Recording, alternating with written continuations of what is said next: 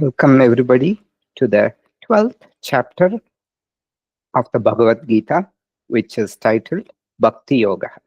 So in this chapter, Bhagavan grades bhakti. So from the on the bhaktas, from the lowest type of bhakti, still a valid form of bhakti for people whose mind is not mature, all the way he divides it into 5 stages to the highest level of bhakta and the highest level of bhakti. Jnani bhaktaha, the Jnani is the knowledgeable one. So Jnani Bhaktaha is the highest level of Bhakta. So this chapter is divided into 2 parts. And the 2 parts, the first part is about the various types of bhakti. And then Bhagavan, in the last portion, he talks about the qualities of the greatest para bhakta. Who's the greatest bhakta? Jnani Bhaktaha. Chaturvida bhajante mam jana sukritinarjuna ato jignasu artati jnani cha bharatarshaba tesham jnani nityayuktaha eka bhaktir vishishyate. So in the 7th chapter itself, Bhagavan has said jnani is the greatest bhakta. Because why? The jnani knows it is the same. The Paramatma and the Jivatma, the content is the same. Just like a wave and the ocean, wave is tiny, but the content is just water. Like that, the content of Jivatma and Paramatma is the same consciousness. That is stressed again and again and again. So jnani bhakta, therefore, knowing this is the greatest bhakta, because he knows that the supreme thing is also contained in him, and he knows the glory of the supreme thing. As usual, we'd like to acknowledge Swami Paramarthananda Saraswati for the traditional rendering of Vedanta, as it was done for over 1,000 years, starting with Adi Shankaracharya. And we'll say a small prayer. Om Shri Gurupyo Namaha Sada Shiva Samarambam Shankaracharya Madhyamam Asmatacharya Partyantam Vande Guru Paramparam. Salutations to the lineage starting with Lord Sadashiva, with Adi Shankaracharya in the middle, and continuing up to our immediate teacher, Swami Paramarthananda Saraswati. So with this, we will go to where we left off. So Bhagavan is talking about the various rungs of the ladder, right? So he starts with the highest level of bhakti, or the sadhanas. He's talking about the different sadhanas for bhakti. So bhakti, the way it is described in the chapter, it is not a type of yoga. There's only 2 types of yogas: karma yoga for purification, jnana yoga. Once the mind is purified, you attain knowledge. So bhakti straddles both karma yoga and jnana yoga. Bhakti consists of various sadhanas in karma yoga and jnana yoga, and the highest form of bhakti is jnanam. So the study of scriptures to attain the knowledge. That's the highest form of bhakti. So bhakti is sadhanas. Introduction of Krishna's introduces it as sadhanas or practices. Sadhana means practice. So, and Krishna breaks this into 5 portions, and 2 of them straddle karma yoga, and then there in between there's upasana, which is meditation. 2 of them straddle upasana. Here it is the meditation on Ekarupa and Vishwarupa Ishvaraha. So 4 is Vishwarupa Ishvaraha. 5 is the highest level, jnanam, or the meditation on Nirguna Brahman, which is the meditation on the Atma. Then 4 is the meditation on Vishwarupa Ishvaraha, Aneka Rupa Ishvaraha. 3 is meditation on Ekarupa Ishvaraha. And these 2 are Karma Yoga sadhanas. That is what we'll see in the different rungs of the ladder. So Bhagavan tells that, so first is Jnana Yoga, then Saguna Ishvara Upasana, that is Vishwarupa Ishvara Upasana. And then Bhagavan comes down 1 level. He says, Ata chittam samadatum na shaknoshi mayistiram abhyasa yogena tataha mamichaptum dhananjaya. So people who are very restless, extroverted by nature, they cannot sit in um, uh, or they are very what can I say, they are not very intellectual. Their just mind keeps wanting to do something. There, it's not easy for them to visualize the entire cosmos as Bhagavan's creation. So Shankaracharya says, or Bhagavan himself says, for those people who are not able to fix the mind steadily, they may seek to reach me through brute force. Abhyasa yoga, just practice. Brute force practice means you just sit for some time, you visualize as Rama, Krishna, and try to steady the mind. So it's called abhyasa, practice to steady the mind. So for some people, they have a Ishta Devata. So Vishwarupa Upasana needs some knowledge as a prerequisite. If Vishwarupa Ishvara is not appealing to you, Krishna says, don't bother, come down to the third rung of the ladder, which is Ekarupa Ishvara, single form of God. Instead of taking the totality, come to a personal form of God, which is called Ishta Devata, preferred form of God. Ishta Devata Upasana, meditation on the preferred form of God. This is mechanical meditation without the knowledge of the cosmic form of Ishvara. That is why it's called Abhyasa. Abhyasa means practice. It is called Ishta Devata Upasana because we have so many personal forms of God in Sanatana Dharma, which is Hinduism. In no other religion, Swamiji says, they have such a variety of forms. We have, Swamiji says, we have a department store of gods, so many gods to choose from. So this we covered in the last class. So third level is meditation on God with attributes in the form of Ekarupa Ishvaraha. And then Bhagavan says, Abhyasepya samartosi mat karma paramo bhava madartam api karmani kurpan siddhim avapsyasi. If you're not capable of even this abhyasa yoga, which is meditation of the personal form of God, because abhyasa yoga requires you to sit down, become one for whom dedication of actions to me is the supreme goal. By doing actions for my sake, you will attain perfection. So whatever action you do, dedicate it as an action to Ishvara. That's what it says. So let's look at the meaning. Asamartaha means abhyase. Asamartaha means if you are not capable of abhyasa. Samarthya means capability. Asamarthya means not capable. So abhyase api, even if you're not capable of this, even this abhyasa yoga, which is meditation of a personal form of God, because you are a very restless person, sitting quiet is very difficult. So meditation on God, you're not able to sit quiet. Then mat karma paramo bhava, become one for whom dedications of actions to me is the supreme goal. Mat karma paramo bhava, that actions, dedication of actions to me is the supreme goal. Paramo bhava means supreme goal. Bhava means just doing actions. Paramo, the goal is gati, is hidden in this. Madartam api karmani kurvam siddhim avapsyasi. Madartam, for my sake, karmani, by doing just actions just for my sake, siddhim avapsyasi. Maybe I should write it as by doing actions just for my sake. Api can mean even or just. So here it is by doing actions just for my sake. You, avapsyasi means you, see means you will attain perfection. Siddhi means perfection. You will attain perfections by doing actions for my sake. So we've come to the fourth level of the ladder.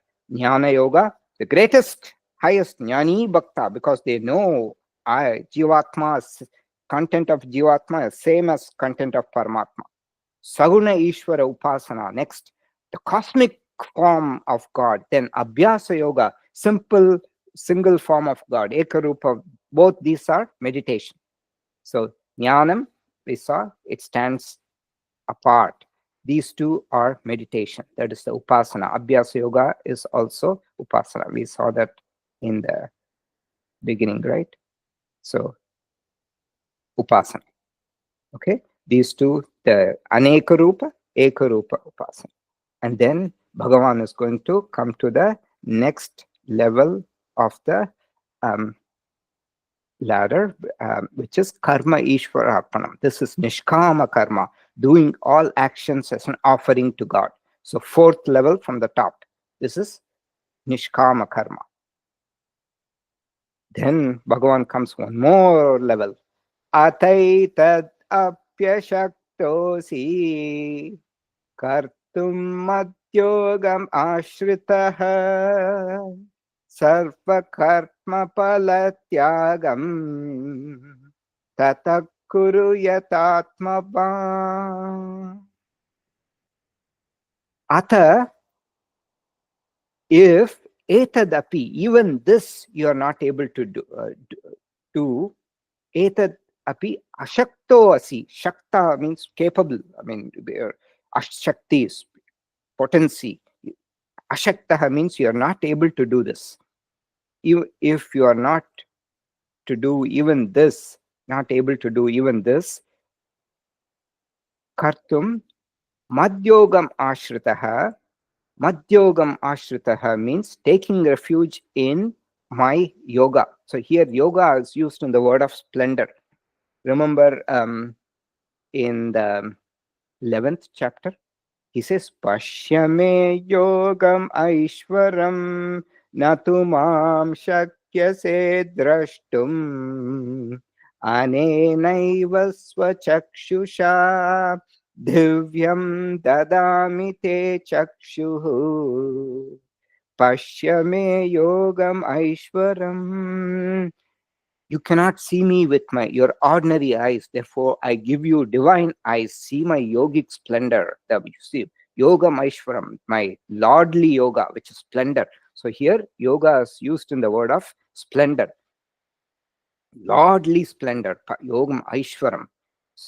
So if you're not able to take refuge in my yogic splendor, renouncing the fruits of all actions, sarva karma pala tyagam. Sarva karma, all actions, pala is fruit. Tyagam, renouncing the fruit of all actions. Tata kuru yatatmavan, then do actions as one who has mastered the self. So this is the bottom rung of the ladder. You're saying if you're not able to do nishkama karma for my sake, taking refuge in my yoga, just renounce the fruit of actions. You have selfish desires, you want to get money, so you want to buy a big house, much bigger than what you need. Okay, fine, do that. But what is the attitude with which you have to do? The attitude is renounce the fruits of all action. You don't have to do nishkama karma. It can be a sakama karma. Sakama karma means selfish action, selfish one with selfish goals. Nishkama karma previously is one for the purification of the mind. I am going and meditating every day, all that. I'm doing things to purify my mind. Those are all nishkama karma. If you're not able to meditate, you can just do actions, you can read, just do things that will calm you down and purify the mind. If you're not able to do that, the last thing is do selfish desires, but renounce the fruit of actions. I will see, this has very subtle meaning, so we'll see that in detail.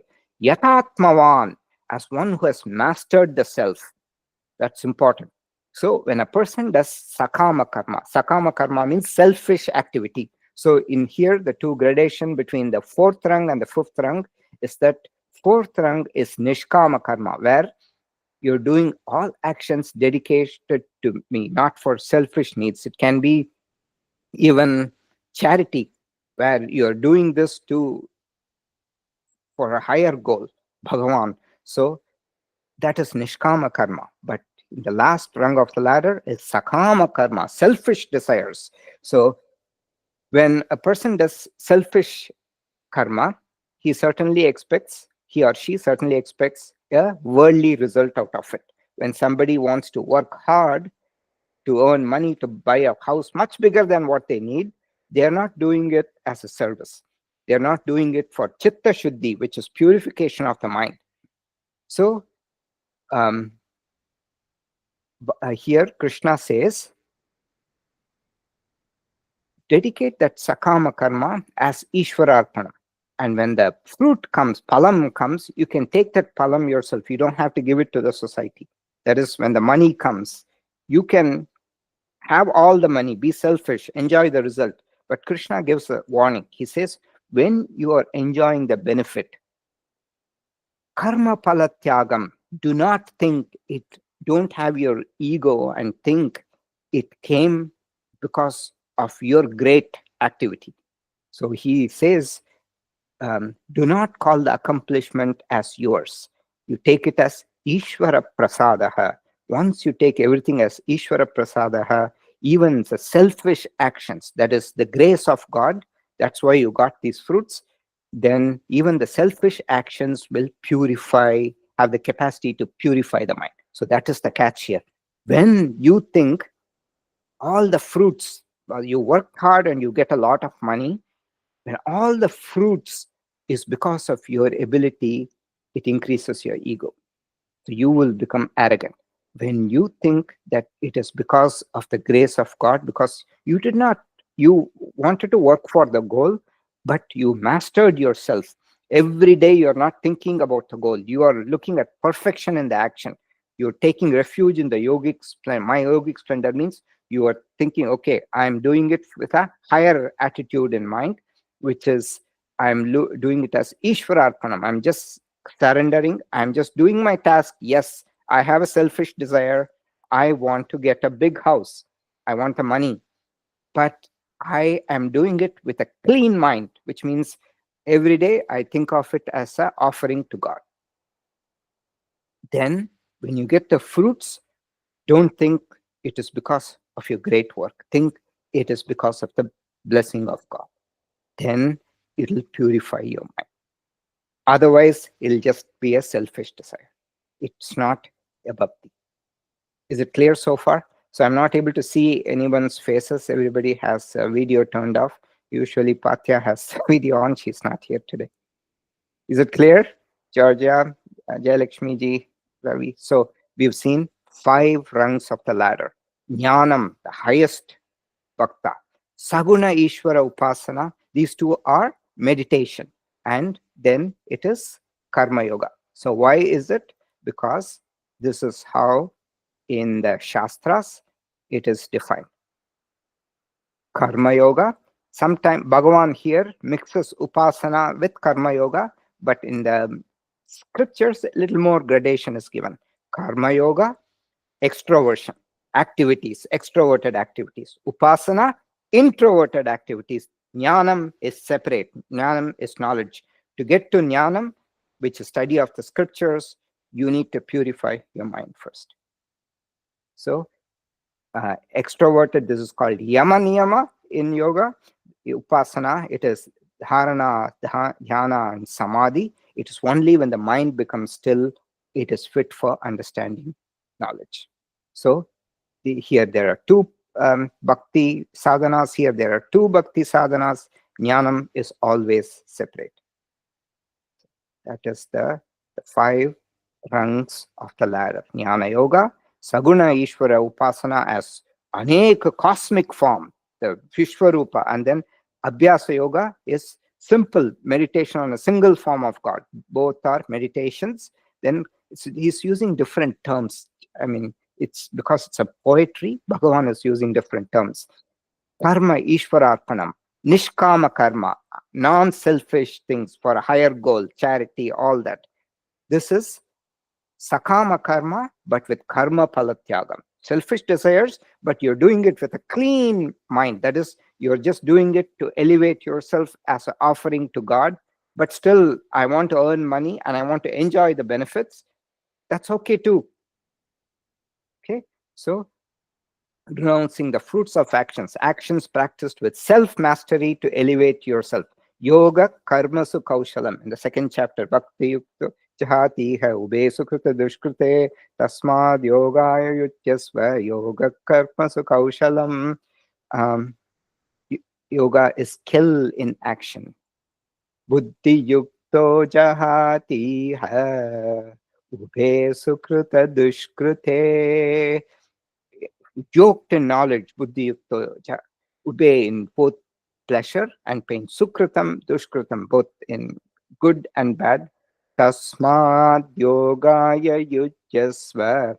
Thus, you have to engage in actions. Yoga. Yoga becomes skill in action. Yoga karmasu kaushalam. One who's endowed with samatvam, evenness of mind, who casts off both punya and papam. Therefore, commit yourself to yoga in this way. In the second chapter, it comes 2.50. Okay, so all the 5 levels of sadhanas. This is bhakti. Karma low yoga lakshana bhakti level 1, lowest level, selfish desires. Sakama karmas accommodates materialistic people. Karma yoga lakshana means characteristic. Character, the bhakti, which is a sadhana practiced with the characteristic of karma actions. These are not people who cannot sit and meditate. Second, less selfish desires, less sakama karma and more nishkama karma. Less selfish and more for others, charity and other offerings. Upasana lakshana bhakti level 1, which is ekarupa, that is a personal form of God. Upasana lakshana means of the characteristic of meditation. This bhakti with a characteristic of meditation, anekarupa ishvara dhyanam, which requires a lot of knowledge to understand. This is all the 10th chapter is about, and the 11th chapter. Finally, jnana yoga lakshana bhakti, that's knowledge. That stands separate. Okay. Then, this is perhaps the most confusing shloka in the entire Bhagavad Gita.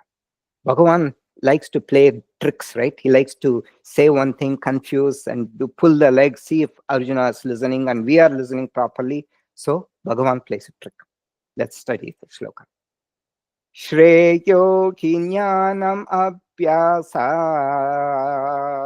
jnanatyanam vishishyate dhyanat karma phalatyagaha yagat shantiranantaram.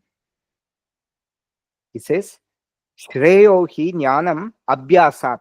Compared to abhyasa yoga, yoga without knowledge, that is like brute force meditation on God, it's practice, just blind practice. Knowledge is better.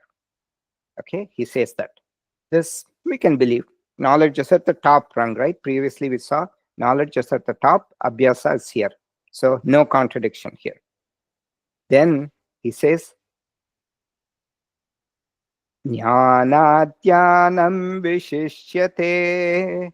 Meditation is superior to knowledge. He says that. And here he is contradicting. Then, dhyanat karma phalatyagaha. Compared to, so the meditation or these two meditations, he said, compared to these two meditation, the bottom level, karma phalatyagam, dhyanat karma phalatyagam, compared to the meditation, renunciation of fruits of action is superior to meditation. Okay, he says that. Very confusing. Why? Just now he has said knowledge is at the top, renunciation of the fruits of action is at the bottom. Now look at him, he's putting it at the top. This is like atrocity, most confusing verse in the entire Bhagavad Gita. He's playing a prank, as it were, direct contradiction of previous verses. And we've seen such similar things before in 9.4 and 9.5. So I will visit 9.4 and 9.5. What does he say? Direct, from one shloka to another, he directly contradicts. Look at what he's saying. Maya tatamidam sarvam jagat avyakta murtina Matstani sarva bhutani nachaham teshvavastitaha. All beings exist in me, but I don't exist in them. Matstani sarva bhutani nachaham teshu avastitaha. I am not residing in them. All beings reside in me, but I am not residing in them. Then, next shloka, immediately what does he say?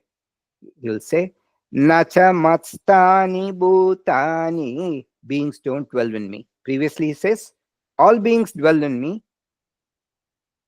Here, all beings dwell in me, he says. Now, immediately he says, all beings do not dwell in me. And why is that? We saw that, right? Hope you remember.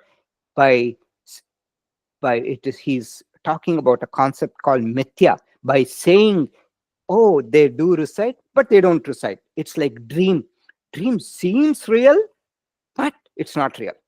So this is how he says to illustrate the concept of mithya. Mithya is something that is seemingly existent, but upon closer examination is non-existent. So that which has got an existence of a lower order of reality is called mithya. Dream is real. You get, you sweat sometimes when you have a nightmare. Your heart rate goes up. Your eyeballs roll. But it is not real. So in Vedanta, our life is like that. We are the eternal, permanent thing. And it is because of this association with a lower order, when you get so sucked up in the dream, you experience problems. Okay, so that and here he is trying to do something very similar. Direct contradiction. Why is he doing that? Here the grades, so he gives 4 grades. Karma pala tyagam is the highest. He's summarizing it in a confusing way. Meditation with knowledge of God is the next. Jnanam, book knowledge without internalization using meditation, is next. Abhyasa yoga is the brute force practice without the knowledge of God. So this is how he does. What does he do? The trick he does. The rest we can somewhat kind of agree, because meditation with knowledge of God is definitely superior to meditation without knowledge of God, and book knowledge without internalization using meditation. That's what he calls jnanam here. So here you have to understand things from the context, which is why Shankaracharya gives a definition, because jnanam here doesn't mean internalized knowledge. Knowledge here means book knowledge without internalization. So jnani is left out of the 5. The person who's fully attained, who is internalized, that person is left out here. But the other 4 are graded. So there's no mention of jnani or brahma jnanam here. And the grades he gives, he takes the lowest level, which is karma phala tyagam, and he puts it at the highest. See, karma phala tyagam, the lowest goes to the highest. Why is he doing contradiction? Why is he contradicting like this? So it is called exaggerated glorification of a lower trait to encourage more people to practice, because most people are here. They all want self. Most people are even at level 0. They're not even on the ladder. They're on the ground. So karma phala tyagam means the ones who have a little bit, they want to purify a little. Most people are on the ground. There are few who are on here. So if he says that, oh, you're so low, people will give up. They won't even aspire to climb up the ladder. So Bhagavan, what does he do? He does exaggerated glorification of a lower trait to encourage more people to practice. It is called Atishakyo, which is hyperbole. He's doing a hyperbole. This shloka is called Arthavada shloka, meaning exaggerated praise of something which doesn't deserve, to make it look good for people.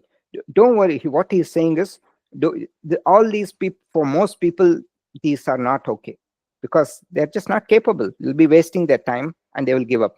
So just do this. So that's the intention of why he's saying. Okay. So Bhagavan throughout, so that's why the Bhagavad Gita is a book for the common man. It is our common woman. It is not a book for the enlightened person. It is for all lay people. So with this, we finish the first 12 shlokas on Bhakti Yoga, the different types of bhaktas. Now, the qualities of a great devotee, Para Bhakta Lakshanani. Para Bhakta is the Jnani Bhakta, one who knows the true nature of the Jivatma and the Paramatma. Jivatma includes the consciousness, reflected consciousness on the mind body complex. Paramatma is this entire universe with the consciousness behind it. What is the content of both? The content of both is consciousness. Electricity in the bulb, electricity in the grid, in the entire city of New York City, let's take, there's electricity flowing. It's the same electricity that flows.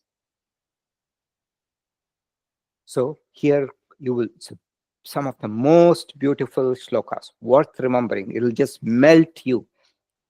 A lot of the shlokas, they end with Yo mat bhakta same priyaha. That devotee of mine possessing the aforementioned qualities is dear to me. Beautiful, beautiful, beautiful shlokas. So from 13 to 20, Krishna will say, such and such a devotee is dear to me. Yo mat bhakta same priyaha.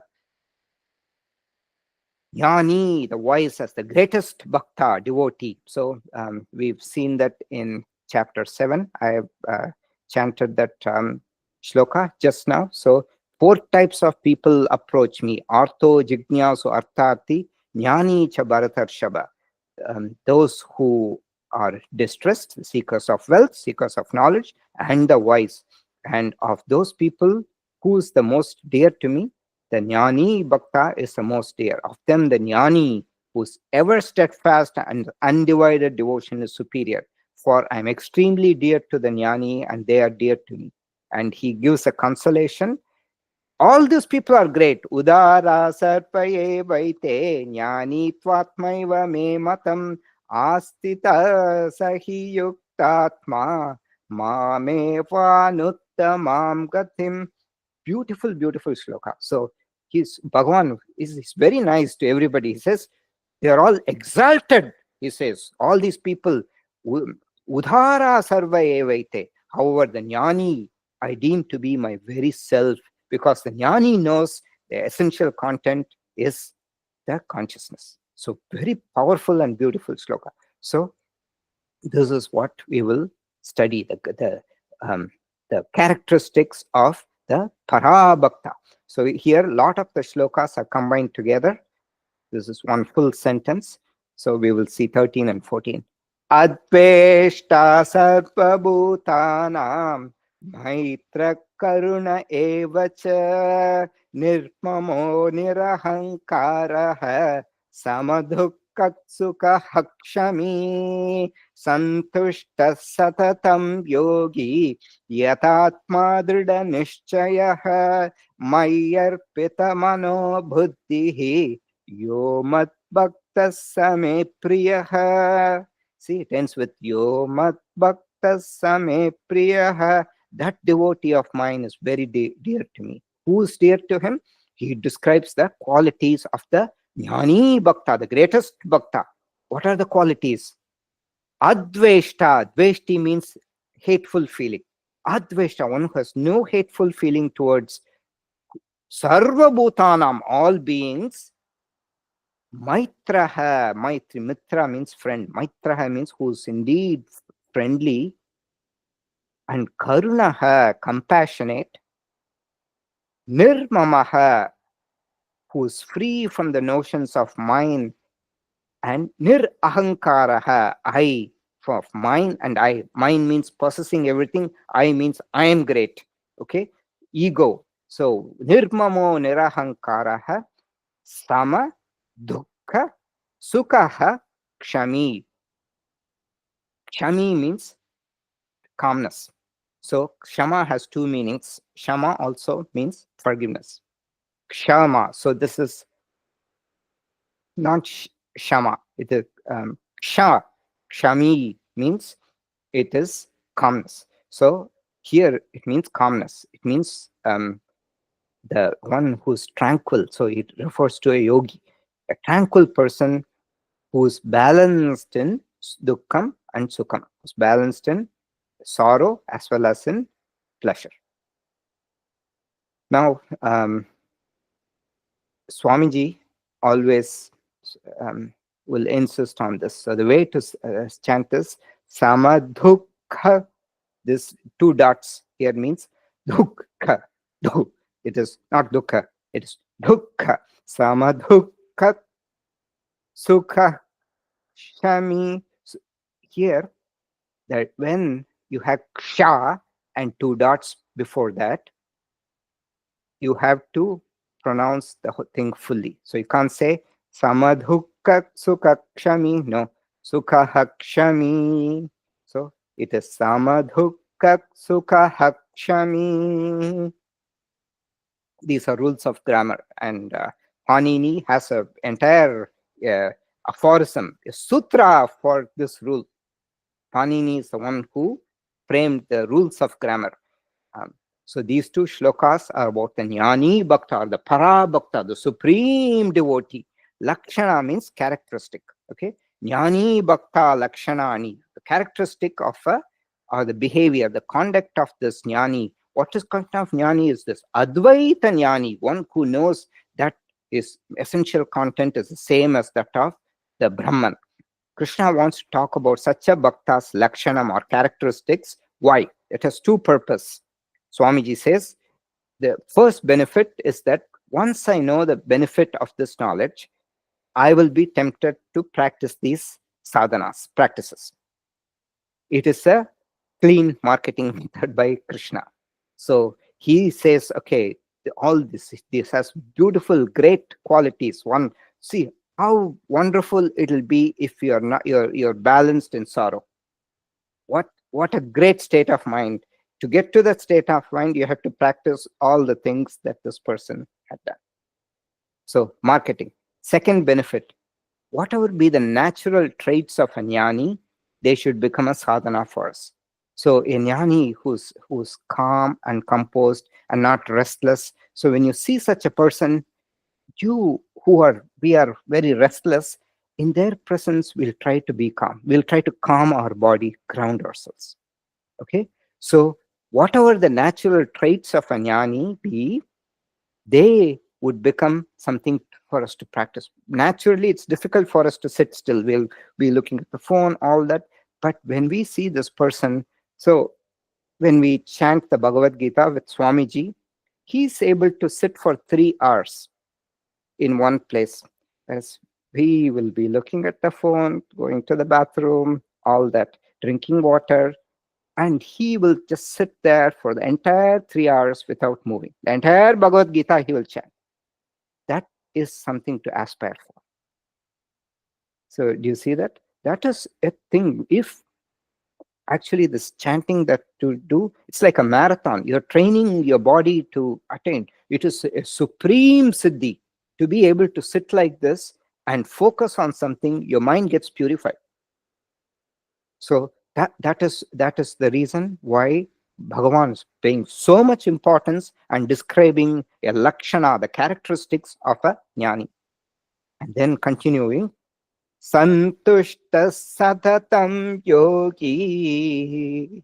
That yogi who's ever content. Santushta means content. Okay. Satatam, always yogi. Yathatma drida nishchayaha. Yati means one who is self-controlled. Yata Atma means one who is self-controlled. Atma here means self. Yati, controlled. Self-controlled. Yati means control. Atma means self, so self-controlled. Drida Nishchaya, possessed of Dridam means firm. Nishchaya, firm. Drida Nishchaya means one who is possessed of firm conviction. Maikyarpita mano buddhihi, dedicating their mind and intellect onto me. Mind refers to what you're thinking about, right? Constantly thinking about something superior, Bhagavan, and also intellect. of rationalizing, okay, if I go to the temple and I try to calm down, or go to whatever place of worship, or I meditate, I will calm down. My other option is to see the TV. So using the intellect, your body is drawn to the TV, but your intellect says, okay, I know it's a little difficult, but if I do that, my mind will become calm. Whereas seeing the TV will agitate me. So that's what he's trying to say here. Of course, they didn't have TV those days, but that's the meaning. Maikyarpitamano buddhihi yo mat bhaktas same priyaha. So a lot of these shlokas will have this mad bhakta yasame priyaha. That devotee of mine is very dear to me. Priyaha, very dear to me. Same priyaha. Sa means that devotee. Me means to me. Priyaha is very dear. And why is this person ever contented? Because that person has the knowledge. Aham purnaha. I am full. Purnatva jnanena. By knowledge of the fullness of that person. Because it's like an inner spring of happiness that comes. A great jnani bhakta has the qualities of a great yogi also. Who's the greatest yogi? We've seen that in chapter 6 from 29 to 32. All actions and worship end in knowledge. So in the 4th chapter also, Shreyan Dravyamayat Yajnat Jnana Yajna Parantapa Sarpam Karma Kilam Pata Jnanena Parisamapyate. Better than yajnas done with material objects, the yajna of knowledge is superior. All actions, without exception, culminate in knowledge. So, the greatest bhakta has the qualities of a great jnani bhakta, has the qualities of a great yogi also. They all converge. Knowledge and the mind. When you start purifying the mind after some time, you will one who has attained this knowledge will also have that purified state of mind. And if you look at the shlokas in the 6th chapter, these are very important shlokas. The 29 to 32, because it talks about the greatest yogi. Who's the greatest yogi? If you see all this is the enlightened person, a jnani bhakta. Atmaupam yena sarvatra samam pashyati yochuna sukham va yadi va dukkam sayogi paramo mataha. I'll play this. This voice is very nice, so let me play it. If you can raise your thumbs if you can hear.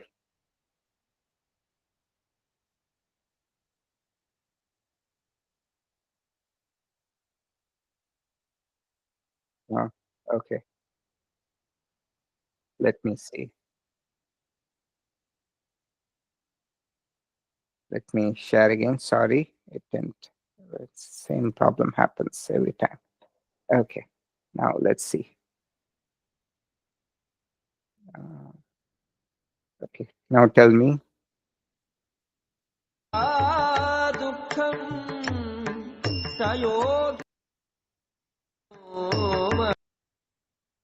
Let me play again. Atmaupam yena sarvatra samam pashyati yorjuna sukham va yadi va dukkham sayogi paramo mataha. These are some of the most beautiful shlokas in the Bhagavad Gita. By the likeness of by which likeness, look at the word, beautifully it comes.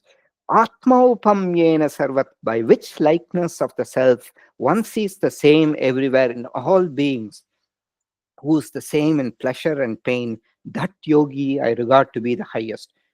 this yogi is also the jnani, because they know the likeness of the self, the same thing, wave and ocean, like that, us and other beings and all great things, the content is just the same, the consciousness. Yes. I forgot the name of the person who's chanting that. His voice is very melodious. That's why I'm playing that. And then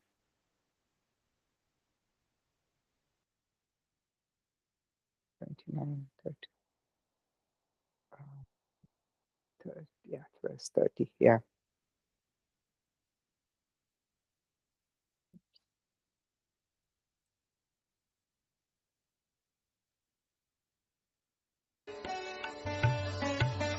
यो मां पश्यति सर्वत्र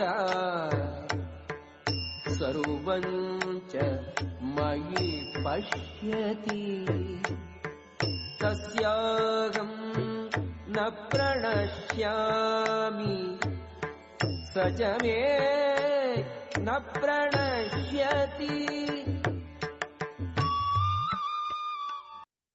Same thing. Those who see me everywhere and everything in me.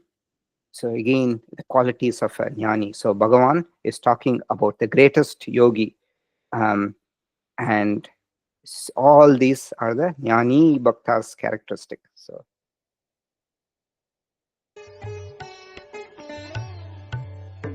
सर्वभूतस्थितं यो मां भजति एकत्वम् आस्थितः सर्वथा वर्तमानोऽपि स योगी मयि वर्तते. me seated in all beings as the consciousness. So all these are characteristic of a, so what I'm saying is that in the 12th chapter, he describes the jnani bhakta. All the characteristics will be of the greatest yogi. And now, very, very beautiful shloka. He describes the greatest yogi. That yogi I regard to be the greatest, which, let's listen to it first and see the meaning. आत्मौपं येन सर्वत्र समं पश्यति योऽर्जुन सुखं वा यदि वा दुःखं स योगी परमो मतः. So, by which likeness of the self one sees the same everywhere in pleasure and pain, that yogi I regard to be the highest. So here, all the things that you will see here is you're going to see in the next. So same, balanced in pleasure and pain. All these things he's already talked about as the qualities of a great yogi. And then continuing, yasman notvijate lokaha lokan notvijate chayah harsham arsha bhayot vegai muktaya sacha me priyah. Yasman means because of whom na udvijate lokaha, the world is not disturbed. Udvijatam means disturbed. The world means the beings in the world are not disturbed. And lokan na udvijate chayaha, which means the world does not disturb, or the beings in the world do not disturb this person. This person is not disturbed by the world. Harsha, amarsha. Harsha means elation. Amarsha means intolerance. So the one, harsha, amarsha, bhayodvegai, one who is free from elation and intolerance, and bhayam, fear, vegam is anxiety, free from fear and anxiety. Muktaya sachame priyaha. Mukta here means freed. Harsha, amarsha, bhayodvegai, muktaha, one who is free from elation, intolerance, fear, and anxiety. Sachame priyaha, that person is dear to me. So jnanis, here the important thing is Jnani's prarabdha karma is also a mixture of punyam and papam. That is sin and good deeds, right? Jnani will also have to face favorable and unfavorable situations. When that person faces situations, how does he respond? That is how what's said here. So we all face unfavorable situations, and how we respond is what is important. Okay, then we will do maybe one last one and then do the chanting. अनपेक्षश्चुचिर्दक्षः उदासीनो गतव्यतः सर्वारम्भपरित्यागी यो मद्भक्तः स मे प्रियः. Anapeksha means one who's free from all expectations, free from binding expectations. Anapeksha means one who's free from binding expectations, that is craving. Shuchihi means one who's pure. So purity means external and internal cleanliness. One who so jnani doesn't mean, oh, the can have a long beard, doesn't take bath. No. It means this person is clean externally and internally. Shuchihi, clean, pure. Dakshaha, an expert, one who's that person has become an expert in his way of life. Udasinaha. Udasinaha literally means indifference. Udasina vadasinam asaktam teshu karmasu. Bhagavan says, I am very neutral to all the karma that's happening. Udasina, I'm just residing and abiding. I'm like the judge. I'm very neutral. Asaktam teshu karmasu. Even though I'm creating all these worlds, I am not attached to the actions. I don't think, oh, I'm a great creator. That's how Bhagavan says. So here udasina means we shouldn't use a negative connotation. It means one who's impartial, an impartial person. So neutral attitude. Udasino gatavyataha, one who's free from sorrow. Sarvaramba parityagi. Okay, this word is a little confusing. Sarva aramba means what? One who has given up the beginning of all actions. That's what it literally means. Sarva aramba parityagi, was given up. Tyagam, given up. What does it mean? Not what kind of actions? Here, from the context, you have to see binding actions. Anapekshaha. So it is from binding expectations. So one who has given up these binding actions, bandha karmani, those which cause bondage, one who has renounced the initiation of all selfish actions, yo mat bhaktas same priyaha, that devotee of mine is dear to me. So we will stop at 16 today.